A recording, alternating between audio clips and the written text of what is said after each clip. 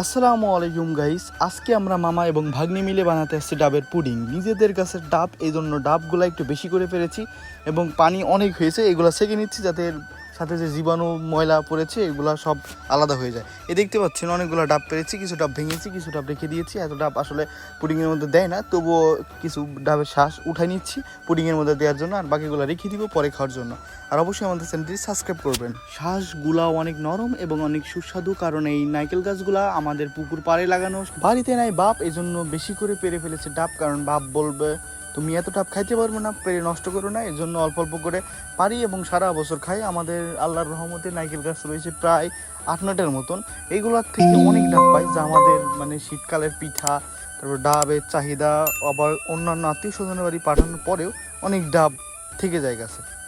Pudding বানানোর জন্য আমরা ডাবের পানিতে মিশিয়েছিলাম চিনির গুঁড়া এবং আগার আগার পাউডার, যেটা মিশালে ডাবের পুডিংকে জমাতে এবং শক্ত করতে সাহায্য করে। এই যে আমরা একটু বেশি পরিমাণ চিনি মিশাইছিলাম, আমরা ইউটিউবের টিউটোরিয়াল দেখে পুডিং বানাচ্ছি, তো এই প্রথমবার, এই জন্য একটু বেশি করে চিনি দিয়েছি যাতে পুডিংগুলো বেশি মিষ্টি হয়। আর বেশি ভুনি জল করতে যায় হয়ে যাবে বাহিরে মাঝখানে গুলাও। এই সেই বিখ্যাত আগার আগার পাউডার, যেটা আমি 20 গ্রাম কিনেছি 140 টাকা দিয়ে। একদম ভুনি ঝড়ের মতো ফুলাচ্ছি। এত গরম হইতে দাও আগে। আগে হলো ওটাকে গরম করা লাগবে। হ্যাঁ, আমরা যে এই ডাব থেকে শ্বাস উঠাইছিলাম সেগুলো বাড়িতে সাজিয়ে ঢেকে দিলাম, এবার ফ্রিজ রাখবো। তো গাইস এখন আমি এটা একবার দেখিয়ে নিই। তারপর আমরা এটা বেশি গরম, তাই আমরা এটাকে ফ্যানের নিচে দিব।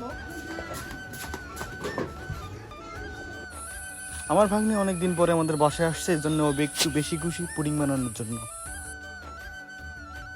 আমরা এটাকে 30 মিনিটের জন্য ডিপ করতে দিব। 30 মিনিট পর আমরা ফ্রিজ খুলে আমাদের পুডিংটা নামানোর চেষ্টা করছি, দেখি জমছে কিনা। এটাই আমাদের পুডিং, বেশি ভালো হয় নাই, খারাপও হয়নি।